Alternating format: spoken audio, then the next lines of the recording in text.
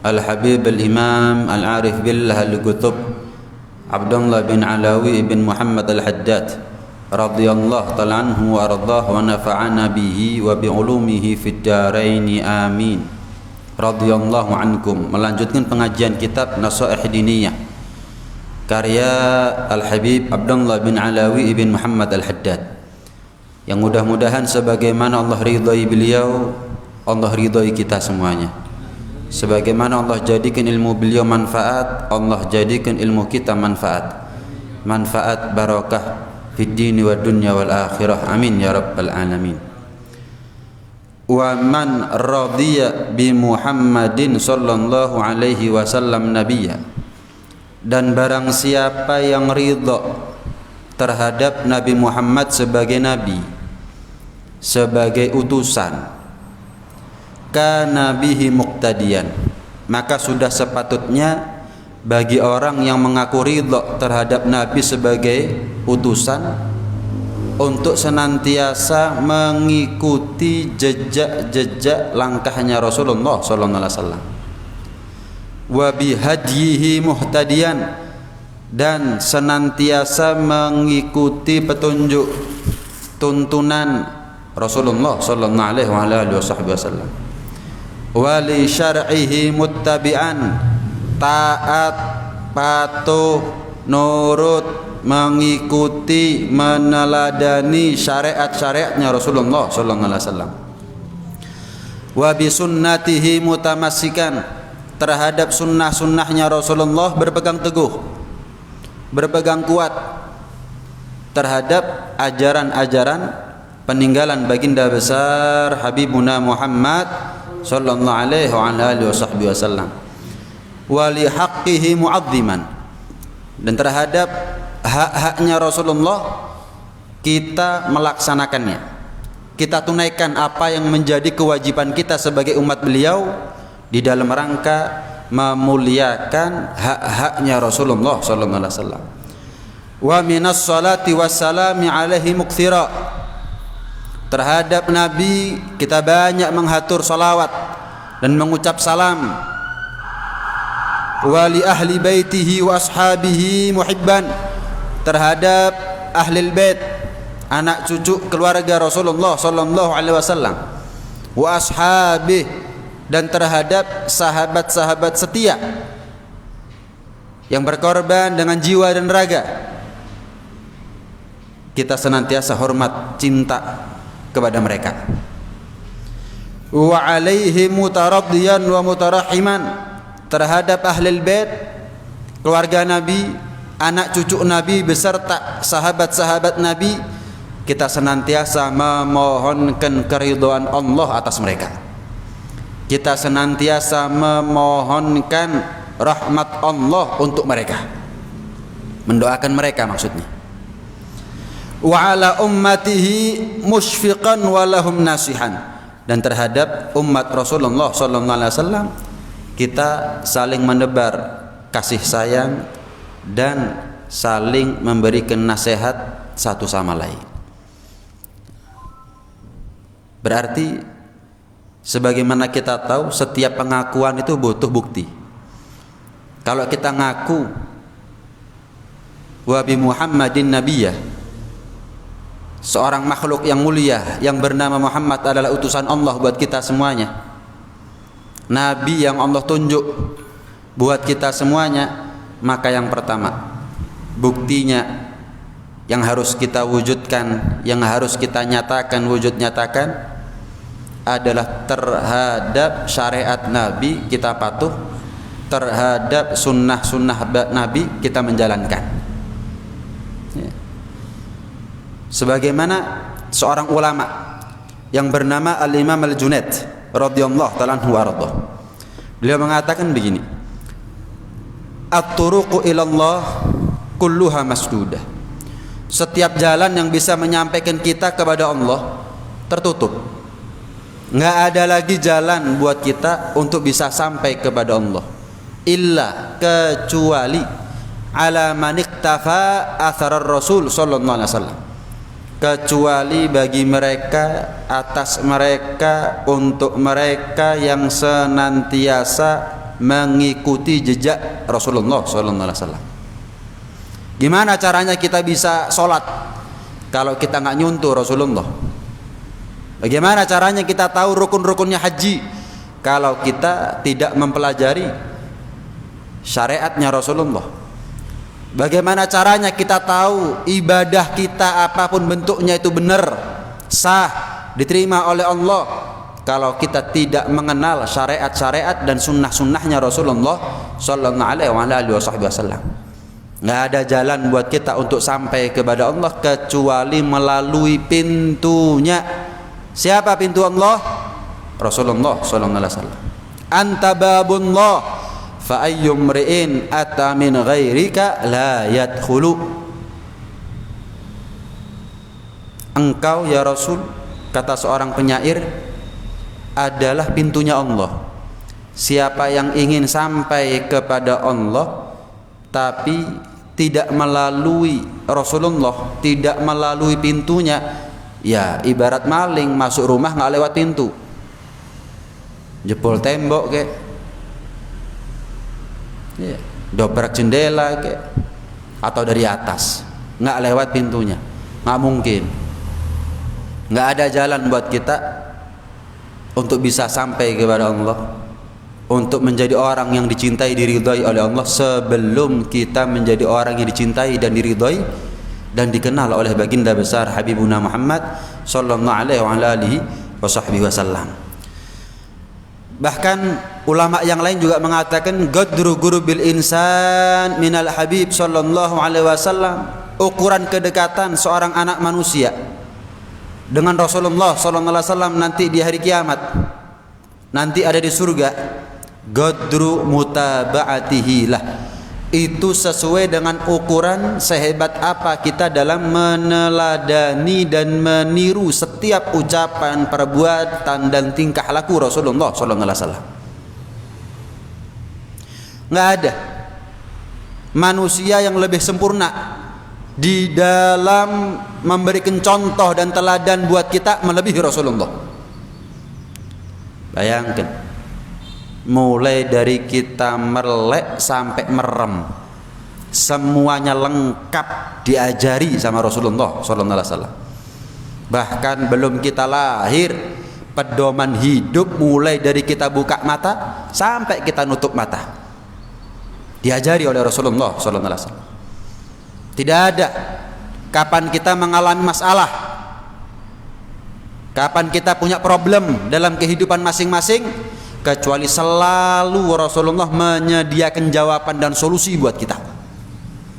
Nggak ada yang terlewat dari ajaran-ajaran Rasulullah sallallahu alaihi wasallam. Kita mengalami masalah kemudian nggak ada jawabannya dari Nabi, nggak ada. Urusan dunia lengkap, urusan akhirat lebih-lebih. Semuanya jangkep. Al yauma akmaltu lakum dinakum wa atmamtu alaikum ni'mati wa raditu lakumul islama dina. Hari ini aku sempurnakan atas kalian agama kamu, agama kalian. Al yauma akmaltu lakum dinakum wa atmamtu alaikum ni'mati, aku sempurnakan nikmat-nikmatku kepada kalian.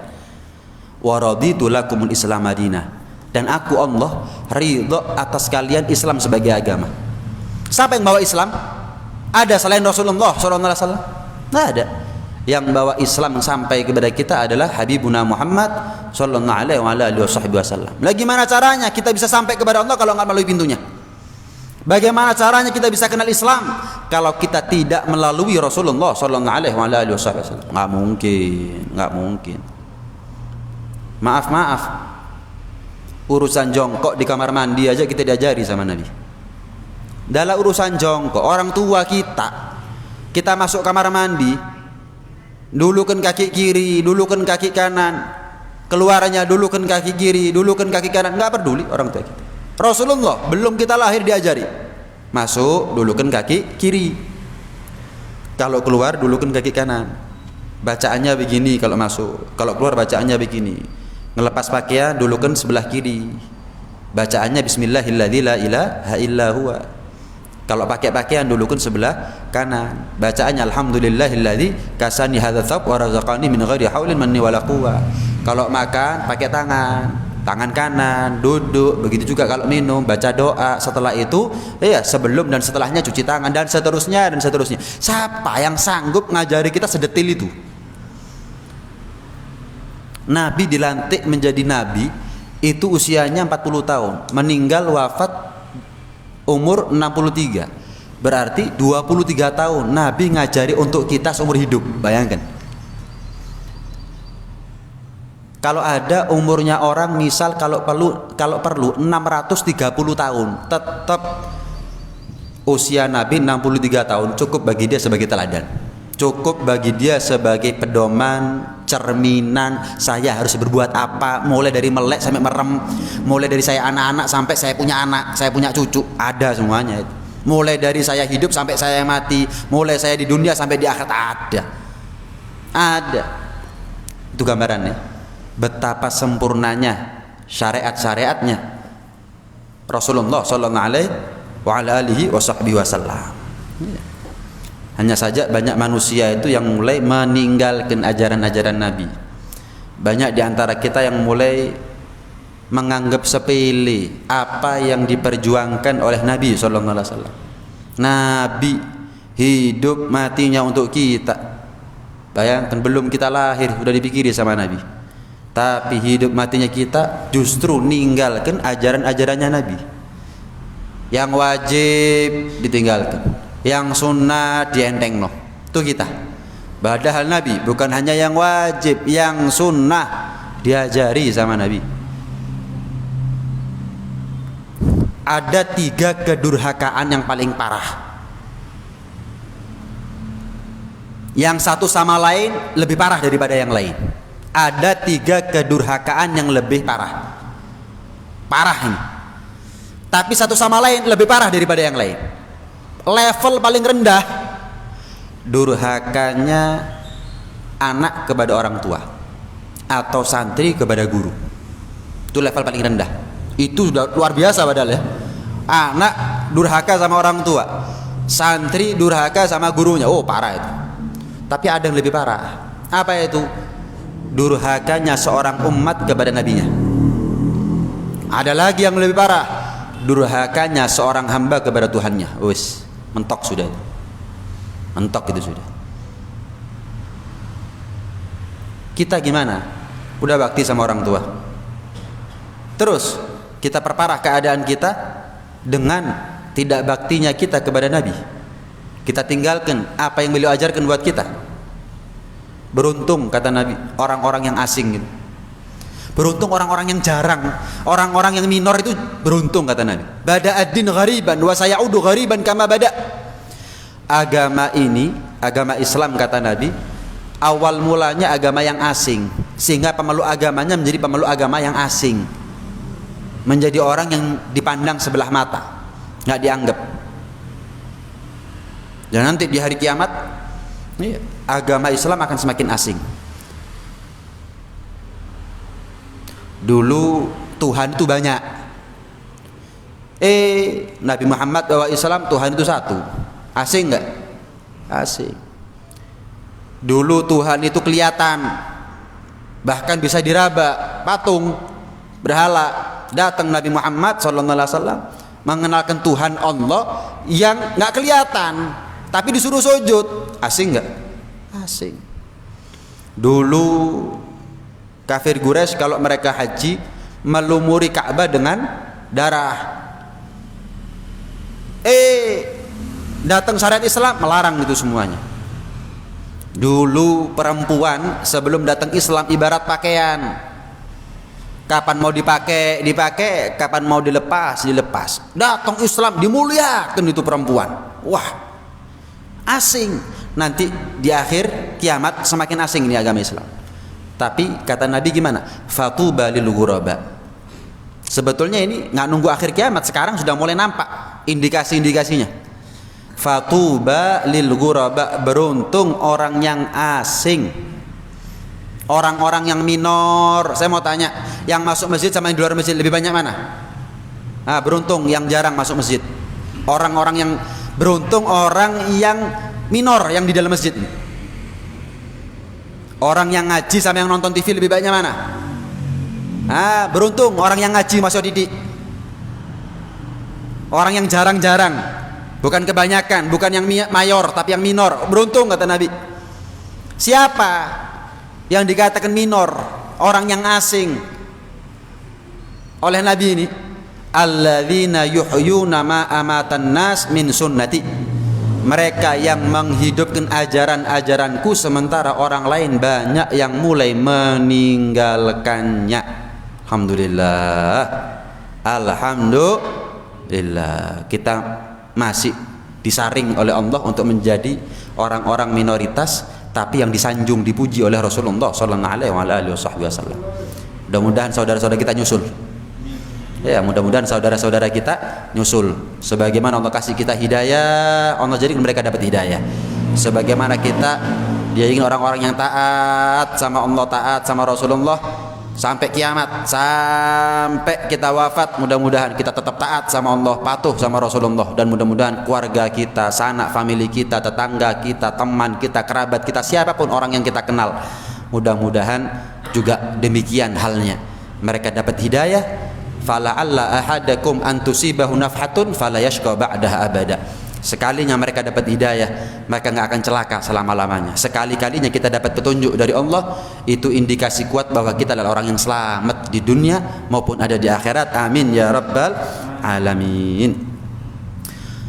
Dalam sebuah hadis Rasulullah SAW juga bersabda begini, man ahya sunnati faqad ahabbani. Barang siapa yang melanggengkan, menghidupkan sunnah-sunnahku, itu orang baru cinta sama aku. Jadi kalau kita ingin tahu apakah saya ini diakui cintanya oleh Rasulullah, saya mengaku cinta, sah nggak cintanya saya ini? Dapat legitimasi nggak? Jangan-jangan cinta yang palsu. Kenapa? Nggak diakui sama Nabi. Kalau kita ingin tahu saya ini dicintai nggak sama Nabi sebagaimana saya cinta sama beliau, man ahya sunnati faqad ahabbani. Tergantung sehebat apa kita menjalani sunnah-sunnahnya Nabi. Wa man ahabbani kana ma'i fil jannah. Orang kalau cinta sama aku, kata Nabi, nggak sembarang surga dia tempati, nggak sembarang posisi di surga dia duduki. Nanti di surga duduk sama aku. Nanti di surga duduk sama aku.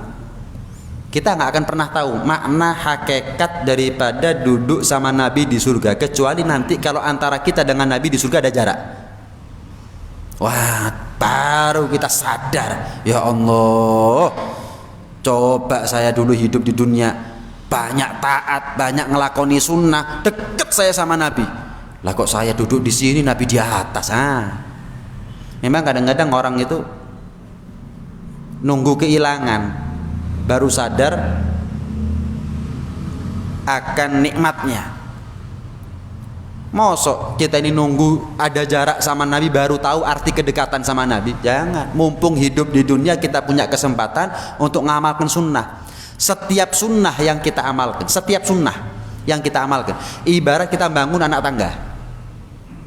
Semakin banyak semakin tinggi anak tangganya, sehingga nanti di akhirat kita susuri ini anak tangga yang membuat kita semakin jauh dari neraka, yang membuat kita masuk dalam surga, bahkan lebih daripada itu membuat kita semakin tinggi derajat di surga, semakin dekat dengan Rasulullah sallallahu alaihi wasallam. Enggak, orang zaman sekarang lebih nuruti apa? Lebih nuruti tata cara kehidupannya orang-orang barat.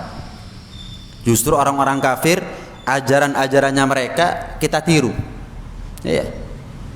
Kita lebih interest, kita lebih tertarik, kita lebih peduli, perhatian sama hal-hal yang berbau kebarat-baratan.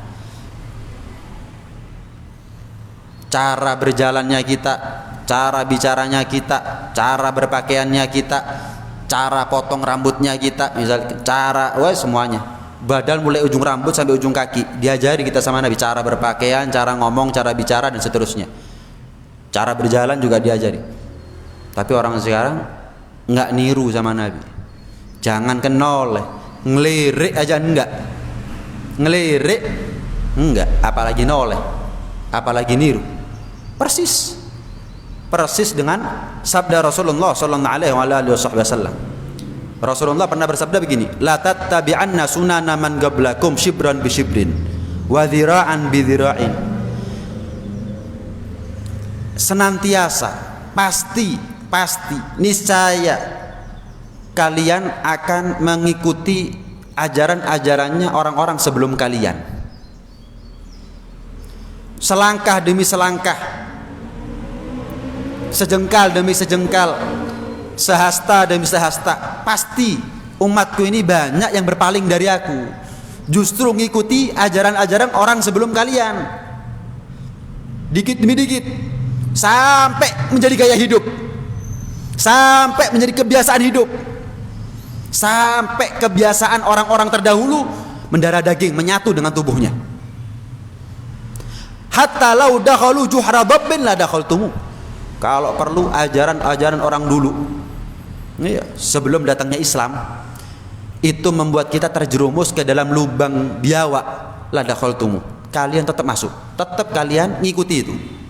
Walaupun ajaran-ajaran orang-orang dahulu sebelum datang Islam itu membuat kalian terjerumus masuk neraka, tetap mbok ladeni, tetap mbok lakoni, tetap kamu tiru. Walaupun kalian tahu semakin kamu tiru ajaran-ajaran mereka justru membuat kalian celaka, tapi tetap. Rasulullah SAW itu capek. Dalam artian capek begini, Rasulullah pernah ngasih gambaran begini, ada api, kemudian laron itu kan paling seneng sama api. Laron itu kan paling seneng sama yang namanya cahaya. Rasulullah SAW itu ngesu laron agar menjauh daripada cahaya. Kenapa? Ini bukan satu keindahan, tapi kebinasaan. Digesu laron, ngerobong yang namanya lilin. Jangan, kata Nabi, jangan, ini menipu, seolah-olah ini adalah indah. Jangan, mati kalian kalau dekat, celaka, binasa kalau kalian. Jangan. Bisa kita bayangkan itu, berapa banyak umatnya Nabi yang ngerubung keindahan duniawi, yang tertarik, perhatian, peduli, interest dengan ajaran-ajaran orang-orang di luar Islam. Nabi bilang, jangan, bahaya, neraka ini. Kayak kalau kalian ikuti, kalian menjadi orang yang maju, orang yang modern, duniawi. Bisa kita bayangkan nggak capeknya Nabi gimana itu? Jangan. Tapi Nabi nggak pernah nyerah, Nabi nggak pernah lelah. Kalau kita ada lilin, digerubung laler, digerubung laron, nggak kuat, tinggal jarnos gak kena kandani, gak kena digesu, jarno kulit kepanasan dewi, mati karepe dewi, salah dewi, kandani gak kena. Nabi nggak begitu. Terus Nabi itu seumur hidup. Tapi kan Nabi nggak selamanya hidup bersama kita. Yang awet kekal abadi bersama kita adalah ajarannya, dan di situ nggak ada jalur kecuali yang menyelamatkan. Nggak ada kita ngikuti ajarannya Nabi kecuali selamat kita. Tapi lihat bagaimana orang zaman sekarang. Lihat gaya hidup orang zaman sekarang. Apa ngikuti gaya hidupnya Nabi? Lihat apa yang ada di dalam hati orang zaman sekarang, umat-umat Rasulullah. Apakah mereka lebih menomorsatukan Nabi di situ? Syariat Nabi, sunnahnya Nabi ada di hati mereka? Enggak. Seumur hidup Nabi ngesu, tetap dikerubung yang namanya lilin bercahaya, tapi kapan didekati seolah-olah indah, tapi justru mematikan. Ya itu sudah. Siapa ajaran-ajaran siapa orang-orang terdahulu itu? Sahabat tanya, al Yahud wan Nasara ya Rasulullah. Ajaran-ajaran orang terdahulu sebelum engkau datang sebagai Nabi, ajaran siapa ya Rasul? Apakah ajarannya Yahudi? Ajarannya Nasrani? Jawab dengan singkat dan tegas oleh Nabi, faman sapa maneh? Siapa lagi kata Rasulullah? Siapa lagi kata Rasulullah? Hah? Orang dulu itu ya, orang dulu itu betul-betul ngamalkan sunnahnya Nabi luar biasa.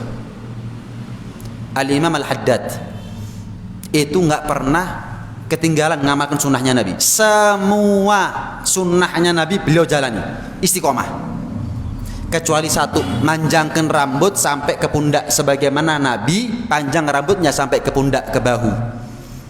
Imam Haddad nggak berani untuk mengamalkan sunnah itu. Kenapa? Khawatir jadi fitnah, karena orang ngikuti sunnah itu kadang-kadang milih sunnah yang cocok sama nafsunya diikuti. Ya, Oh, ndawakno rambut itu sunnah diikuti, tapi sholat nggak pernah siwakan. Jadi sunnah yang cocok sama nafsunya dia jalani, sunnah. Memerahkan rambut ketika beruban, sunnah. Sholat berjamaah gak tahu. Mari salam pelencing, tapi abang kuning rambutnya, alasannya sunnah. Orang sekarang banyak yang begitu. Makanya sebagian ulama kadang-kadang nggak berani untuk ngamalkan sunnah Nabi secara total. Kenapa? Khawatir itu yang ditiru sama orang. Enak itu yang ditiru, enaknya saja itu nggak ditiru. Imam Haddad juga begitu. Nah, begitu Imam Haddad merasa ajal udah dekat, ngeroso, pesan-pesan sama anak istrinya, keluargaku, kalau memang sakitku ini membuat aku mati, jangan dipotong rambutku ya. Jangan dipotong rambutku. Biar aku mati dalam keadaan panjang rambutku sampai sebahu. Sebab Imam Haddad nggak pernah panjang. Jadi keluarganya tuh kepingin Imam Haddad sebagaimana biasanya gitu loh. Rambutnya nggak pernah panjang dipotong, jangan, biarkan sudah. Jangan dipotong. Kenapa? Karena ini satu-satunya sunnah Nabi yang belum sempat aku lakukan. Aku ingin kalau aku mati aku dalam keadaan ngamalkan sunnah. Lihat, sakit keras mikiri sunnah. Kita sehat walafiat nggak pernah mikiri sunnah. Sehingga nggak wafat persis 40 hari kemudian Imam Haddad meninggal.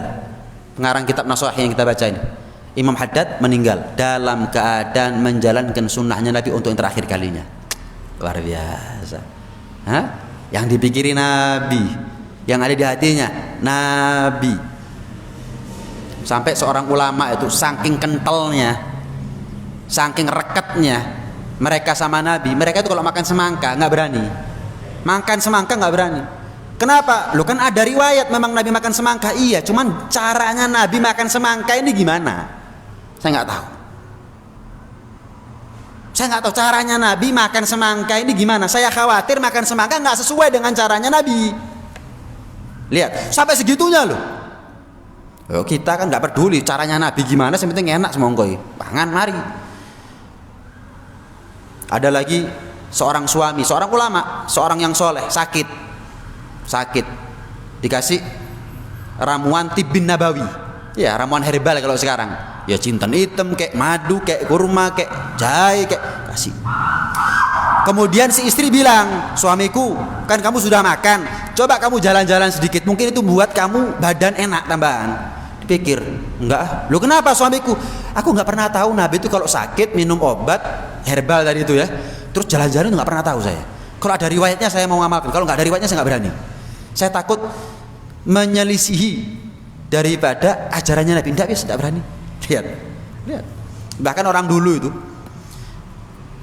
itu teliti, titen, ngamalkan sunnah titen. Luar biasa. Kalau kita keluar masjid, dulukan kaki apa? Kiri. Tapi kalau kita pakai sandal alas kaki mendahulukan kaki, lah ya apa cara nih? Dua-duanya kelakon. Keluar masjid dulukan kaki kiri, tapi yang pakai sandal kaki kanan, ya apa cara nih? Ulama dulu berpikir sehingga mereka kalau masuk masjid, sandalnya dibalik ke arah keluar. Kemudian ketika keluar masjid, sandal yang sebelah kiri diinjek, jelas ya, baru yang kanan pakai sandalnya, baru yang kiri pakai, kan betul itu. Kalau kita kan enggak, sembarang wis, nggak pernah mikir sedetil itu kita. Ada juga yang nggak pakai membalik sandal ke arah keluar, ya di arah ke dalam sudah sebagaimana kita naruh biasanya ini. Cuman kalau keluar, ya muter. Jadi muter nginjek sandal sebelah kiri, yang kanan baru make, baru yang kiri make. Atau ada lagi tetap sandalnya mengarah ke dalam masjid, cuman sandal kaki kiri keluar tapi nggak pakai make, ya cuman nginjek tok, nggak dipakai sandalnya, yang kanan baru make, yang kiri baru make. Ini terserah, ada tiga cara. Kita nggak pernah mikir sampai sejauh itu. Gimana caranya yang kiri make, yang kanan juga, yang kiri keluar masjid, yang kanan make sandal, gimana caranya? Kita nggak pernah mikir, kenapa nggak ngelakoni kadang-kadang.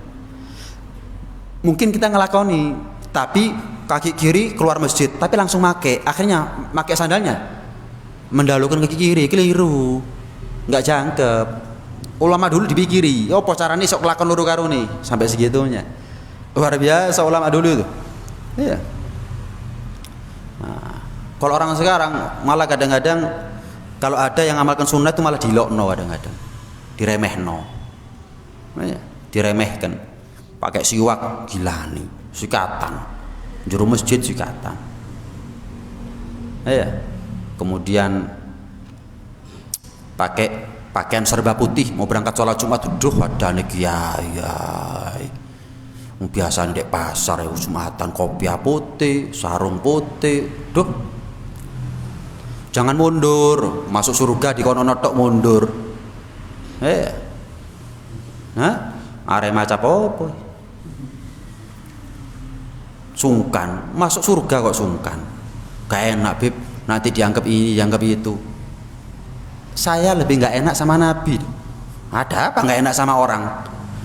Ngekei urip yora, ngajari muruk yora. Nabi ngasih Islam buat kita, doakan kita. Kita lebih nggak enak sama Nabi kalau tinggalkan sunnahnya Nabi.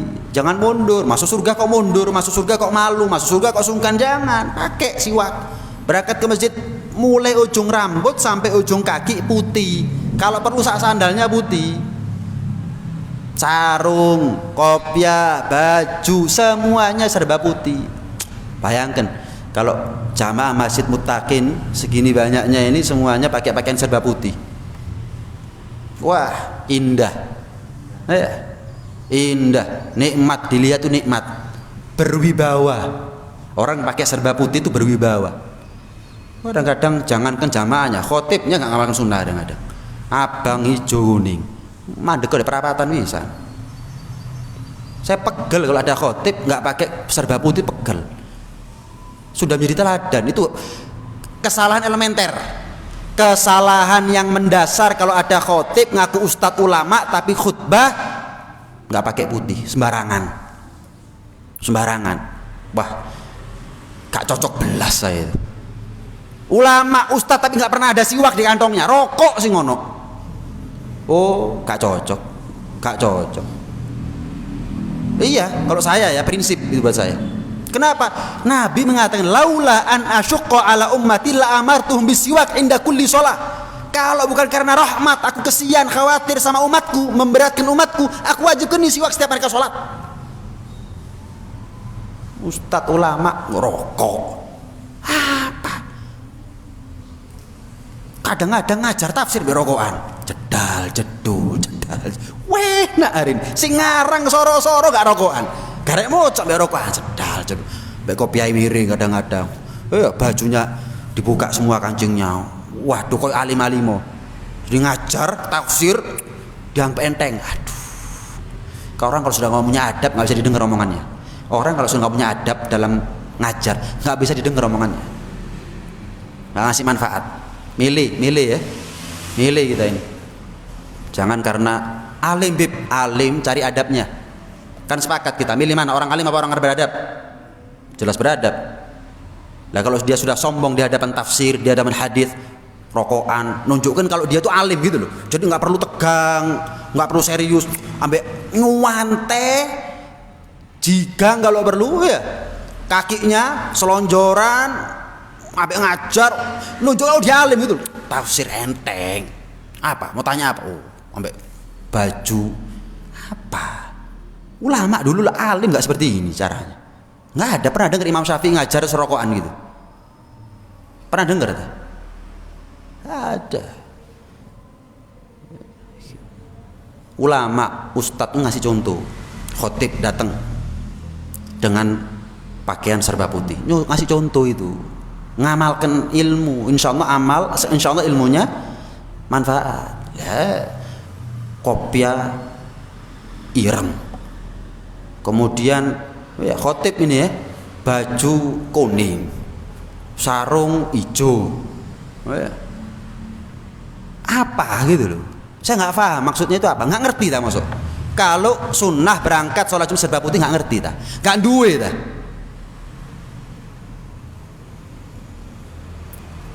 Pegel kadang-kadang kalau ngeliat khotib seperti itu, pegel saya. Nggak ngajari.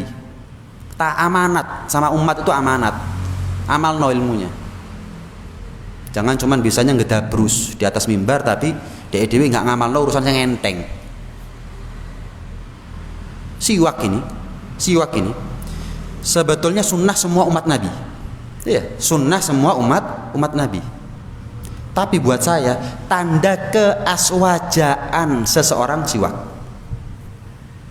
Kenapa? Yang nggak aswaja nggak siwakan.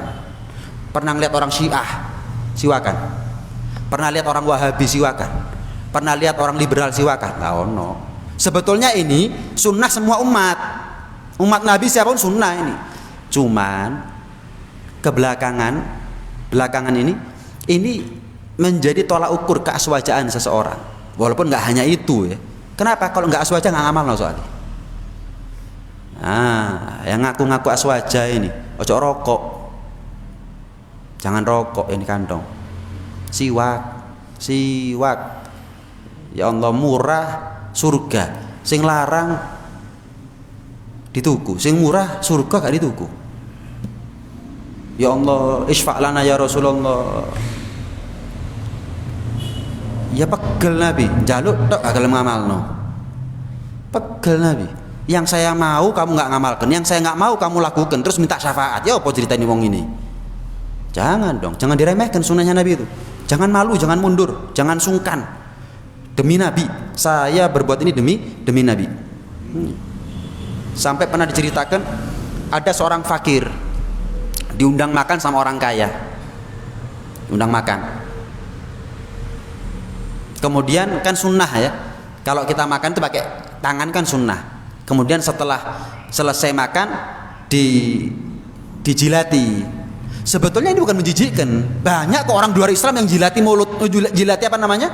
Tangan dengan mulutnya banyak sebetulnya. Cuman heran saya, kenapa sih orang Islam kok sini sama orang Islam sendiri? Jadi sampai orang yang kaya itu ngomong, gila nih, lu sunnah sing relevan. Ojo kabeh sunnah diamalno. Sunnah-sunnah yang tidak menjijikkan itu amalno. Oleh sunnah-sunnah sing gilani itu ojo diamalno. Loh ya apa? Ada sunnahnya Nabi yang gilani. Ya apa sih? Lihat orang kalau ngomong pakai akal nggak pakai iman.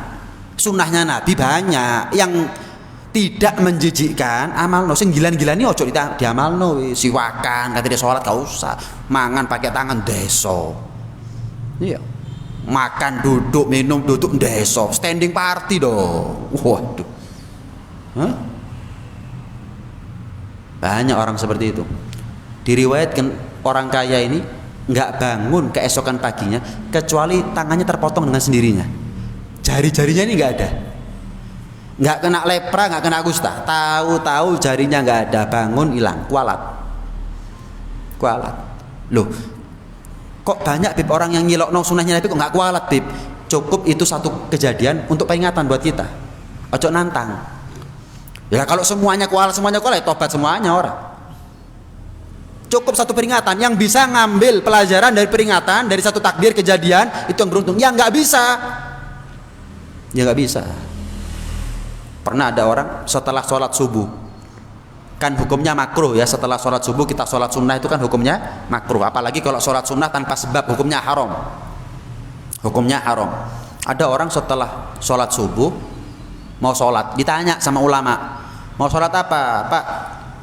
Mau sholat sunnah. Iya, tujuannya apa? Ya nggak ada, sholat sunnah aja. Loh jangan, nggak boleh, haram hukumnya. Sholat kok haram? Ulama malah diajari sholat kok haram. Loh yang larang Nabi, bukan saya yang larang. Berarti kalau kamu ngomong sholat kok haram, berarti kamu seolah-olah ngomong sama Nabi, sholat kok haram sih Nabi? Tetap nekat sholat. Hati-hati, sampai kok ngelanggar aturannya Nabi diazab loh sama Allah.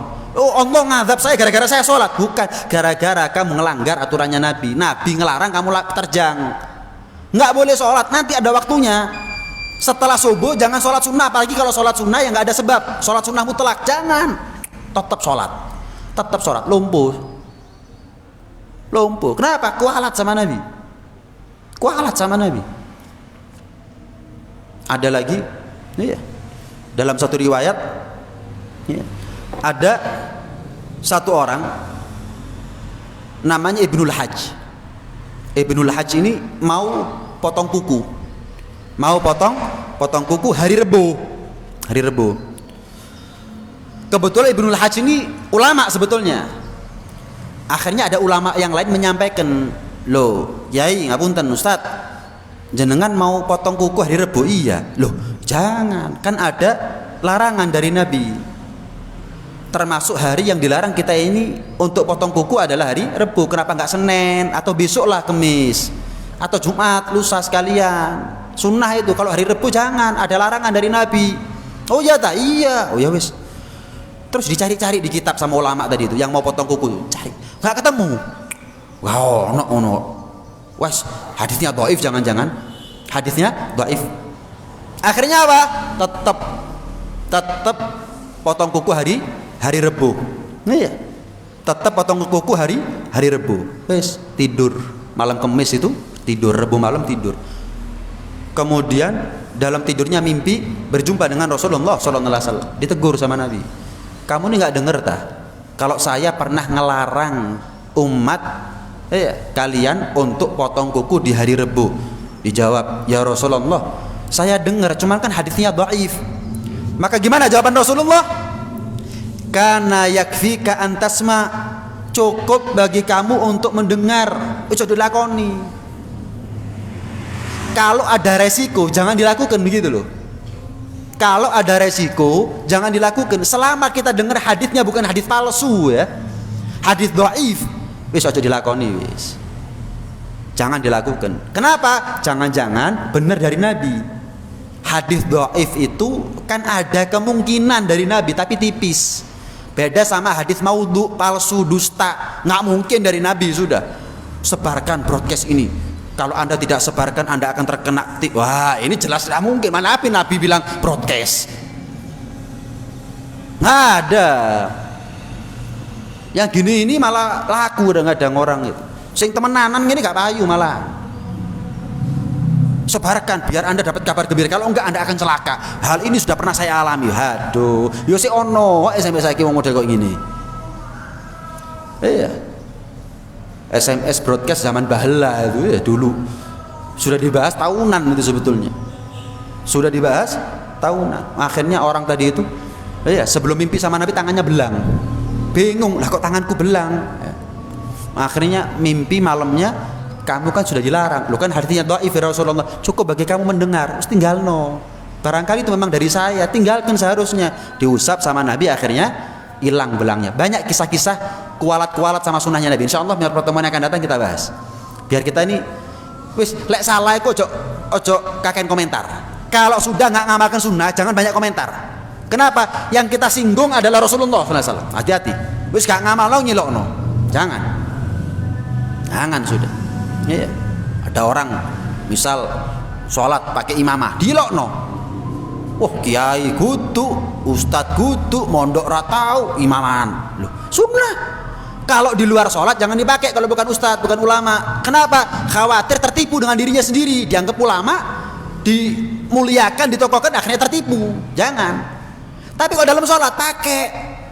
Banyak kok orang sebetulnya bukan ulama tapi dipakai serbannya itu. Iya. Kalau sudah mau sholat pakai. Salam pas. Kenapa? Saya ngamalkan sunnahnya Nabi. Nggak apa-apa. Jangan mundur.